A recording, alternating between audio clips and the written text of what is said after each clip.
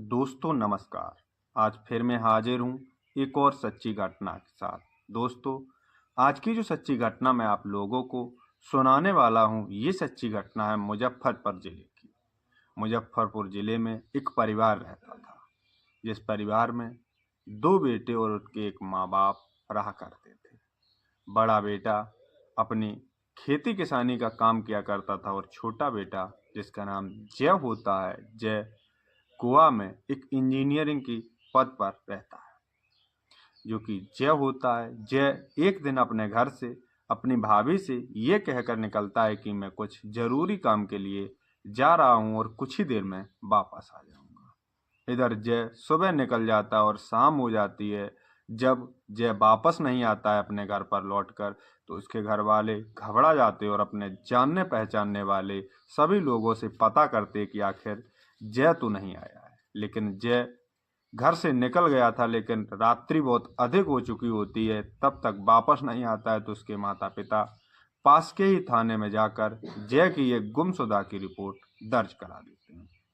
Police जय की गुमशुदा की रिपोर्ट दर्ज कर लेती है और उसके माता पिता को तसल्ली देती है कि वो उनके बेटे को ढूंढकर निकाल देंगे। इधर उसके माता पिता घर चले आते और इधर पुलिस अपने काम में लग जाती है। जय की बहुत ही खोज करती है, लेकिन पुलिस को जय का कहीं कोई सुराग भी नहीं चलता। इधर कुछ दिन का समय व्यतीत होता है, तो एक दिन एक पास ही का इलाका होता है, मोहल्ला होता है। उस मोहल्ले में जब सुबह सारे लोग निकलते हो, तो उस मोहल्ले में एक बोरी डली दिखाई देती है लोगों को।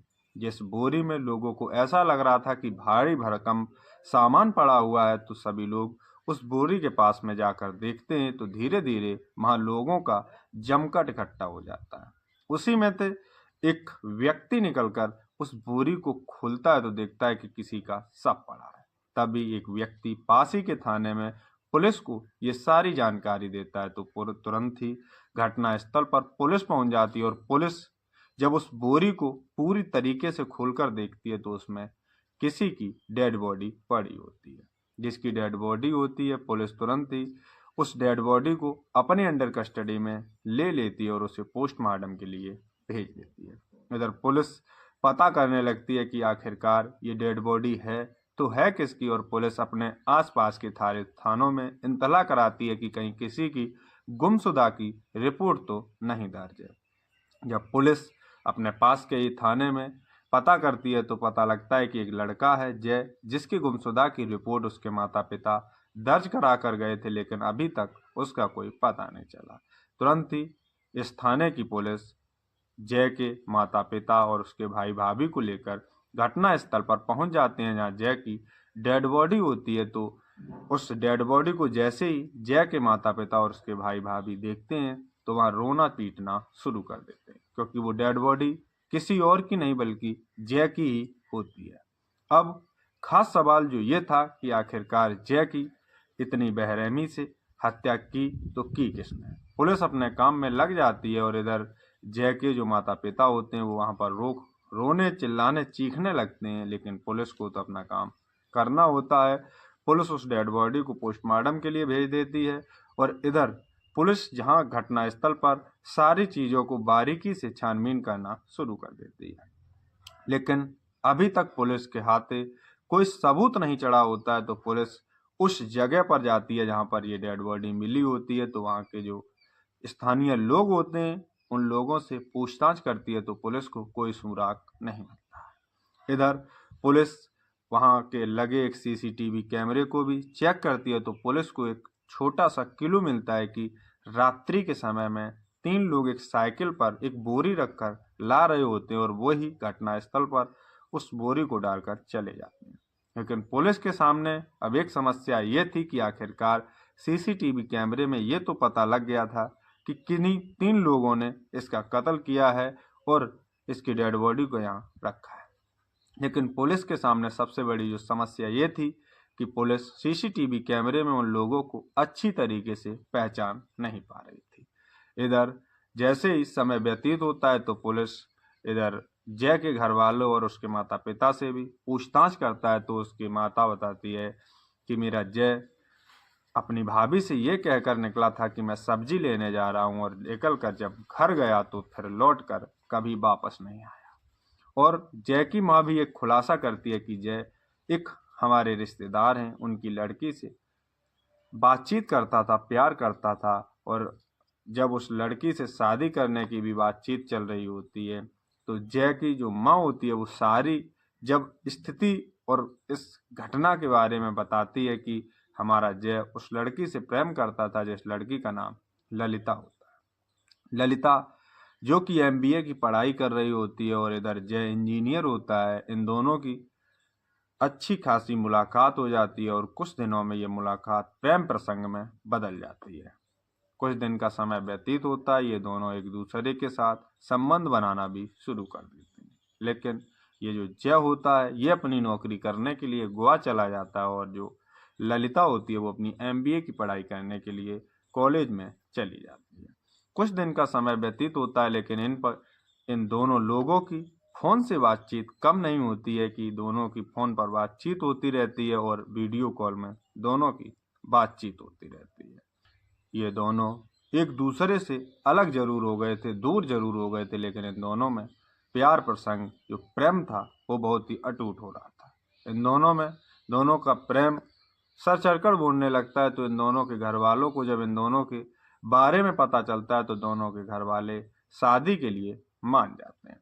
इधर जो जय होता है उसके घर वाले उसे थोड़ा रोकते हैं, लेकिन जय एक इंजीनियर होता है तो घर में छोटा भी था, लाडला भी था सबका, तो उसकी बात कोई टाल नहीं पाता है, तो दोनों उनकी शादी के लिए रिश्ता को पक्का कर देते हैं।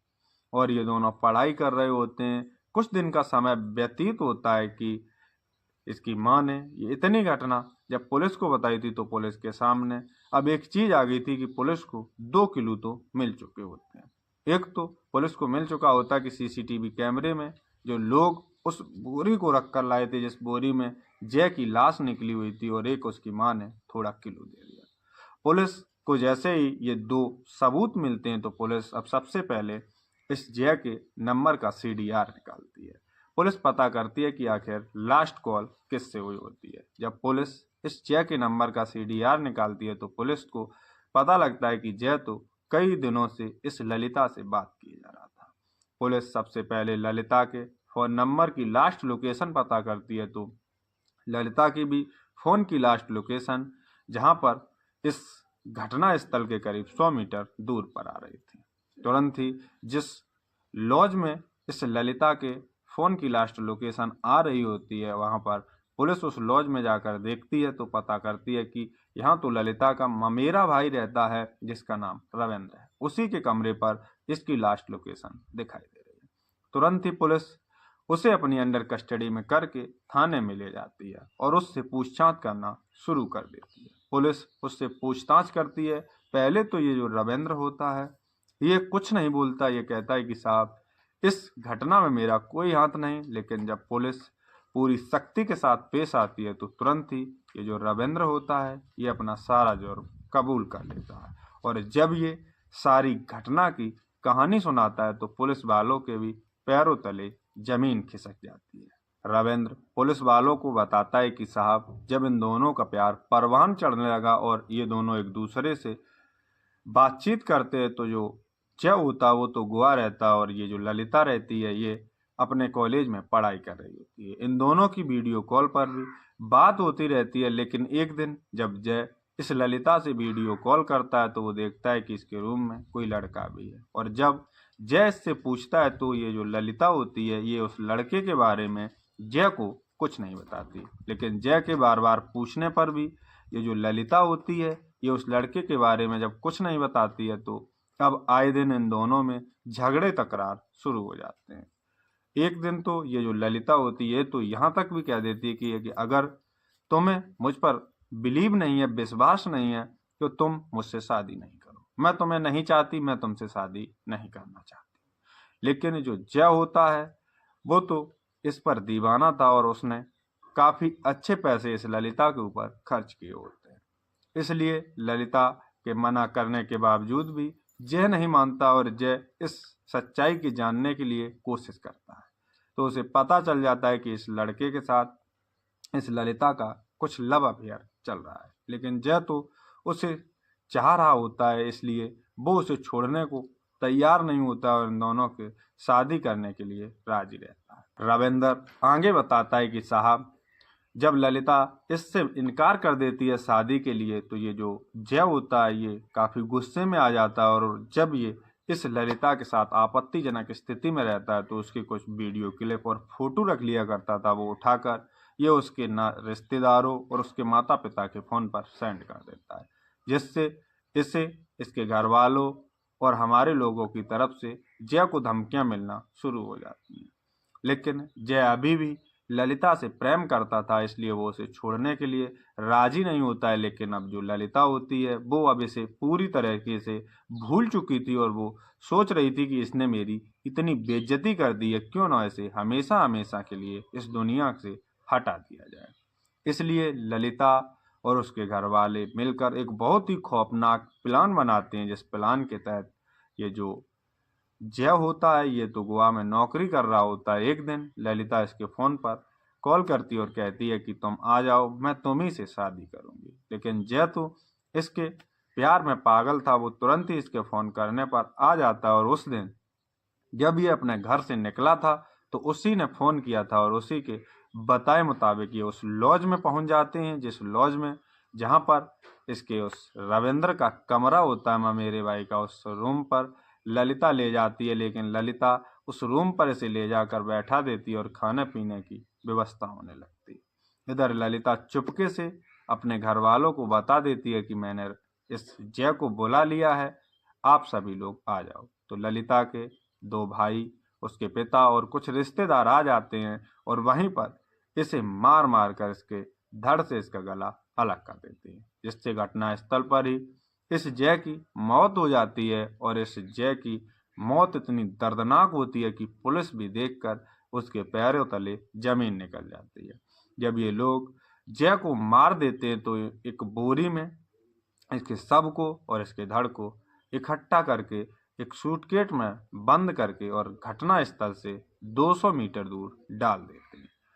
इस रविंदर के बताए मुताबिक जब ये सारी घटना ये बता रहा होता है तो ये जो जय के माता पिता इस कहानी को सुनते हैं तो उनके आंसू नहीं रुक रहे होते और वो दहाड़े मार मार कर रो रहे होते हैं। रविंदर के कहे मुताबिक पुलिस तुरंत ही ललिता के घर पर जाते हैं तो देखते हैं कि ललिता के घर पर तो ताला लगा हुआ और ये सारे लोग उसके घर से फरार है। तुरंत ही पुलिस का शक जो होता है, और इस जो रविंदर होता है उसने तो सारी घटना बता ही दी थी। पुलिस इन लोगों की खोजबीन करना शुरू कर देती है और उस रविंद्र को अपनी अंडर कस्टडी में करके उसे भी जेल भिजवा देती है। और कुछ दिनों का समय व्यतीत होता है तो पुलिस को जो चार्जशीट होती है वो बना देती है, और इसी के तहत इन लोगों को, जो ललिता के घर वाले परिवार वाले लोग होते हैं, उन सभी को सरेंडर करना पड़ता है। और ये सारे लोग पुलिस को कोर्ट में मिल जाते हैं और कोर्ट में जाकर कोर्ट में इन्हें सज़ा सुनाई जाती है और वहाँ से इन लोगों को जेल भेज दिया जाता है। और इधर जो जय के माता पिता और भाई भाभी होते हैं वो तो वापस घर चले आते हैं रोते बिलखते, और ये जो सच्ची घटना जो रविंदर ने सुनाई हुई होती है तो ये लोग तो उसे भुला नहीं पा रहे होते हैं। तो दोस्तों, ये घटना, ये जो सच्ची घटना है, ये आपको सुनाने का मेरा कोई ये उद्देश्य नहीं है कि आपके दिल को ठेस पहुंचे, बल्कि आप सतर्क रहें और अपने जीवन को सुरक्षित बनाएं। तो दोस्तों, आज की सच्ची घटना बस यहीं तक। जय हिंद, जय भारत।